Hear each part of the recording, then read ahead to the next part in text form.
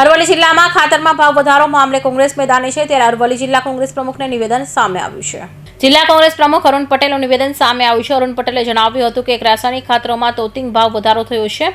2 ભાવ વધારો સરકાર તાત્કાલિક પાછો ખેંચી. વધુમાં આગળ જણાવ્યું હતું કે એક થેલીએ 260 ઉપરાંતનો ભાવ વધારો થયો છે. જિલ્લામાં યુરિયા ખાતરમાં સામાન્ય જથ્થા મામલે પણ નિવેદન આપ્યું છે. ખેડૂતોના હકનું ખાતર બીજે પધરાવ્યું હોય તો કાર્યવાહી થવી જોઈએ. યુરિયા ખાતર વિક્રેતાઓને સામે નોટિસ અપાઈ છે. અરવલ્લી જિલ્લો ખેતી અને પશુપાલન પર નપતો જિલ્લો છે.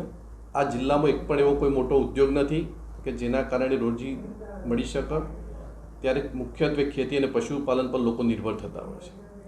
તાજેતરમાં પશુપાલનના ભાવ વધારા મુદ્દે પણ ખૂબ મોટું આંદોલન થયું, છતાં પણ એમાં પરિણામ કંઈ મળ્યું નથી. હાલ ખેડૂતોને ખાતરના જે ભાવો, રાસાયણિક ખાતરોના જે ભાવો છે એ ભાવોની અંદર પણ ખૂબ તોતિંગ ભાવ વધારો કરવામાં આવે છે. અગાઉ રાસાયણિક ખાતર જે પોટાશ જે 1535 રૂપિયા મળતું હતું એ અત્યારે 1800 રૂપિયે એક બેગ મળે છે, એટલે કે 265 રૂપિયા. અને એનપીકે ખાતરની અંદર 280 રૂપિયા પર બેગે તોતિંગ ભાવ વધારો કરવામાં આવે છે, જેના કારણે ખેડૂતોને પડતા ઉપર પાટું છે. વરસાદ વધુ પડવાના કારણે આ જિલ્લામાં પાક નિષ્ફળ ગયો છે. બીજી તરફ ખાતરની એક બાજુ ભાવ વધારો પણ તોતિંગ કર્યો છે, જેના કારણે ખેડૂતોમાં ભારે આક્રોશ છે. આ ભાવ વધારો તાત્કાલિક ધોરણે પાછો ખેંચવો જોઈએ.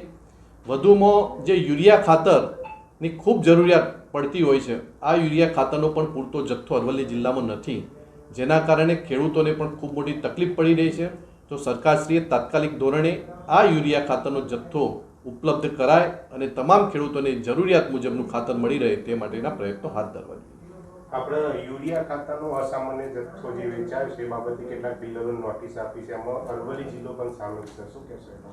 અરવલ્લી જિલ્લામાં જે ડીલરો અસામાન્ય ખાતરના જથ્થા બાબતે જે કોઈને નોટિસો આપી હોય એને ખેતીવાડી અધિકારીએ અને સરકારશ્રીએ પણ કડકમાં કડક પગલાં હાથ ધરવા જોઈએ, કારણ કે ખેડૂતોના જે હકની વાત હોય અને એ જો બીજા લોકોને પધરાઈ દેવામાં આવતું હોય અને એની અંદર જો ભાવની અંદર મોટો ડિફરન્સ કરીને જો થતું હોય તો બિલકુલ ગેરવ્યાજબી છે.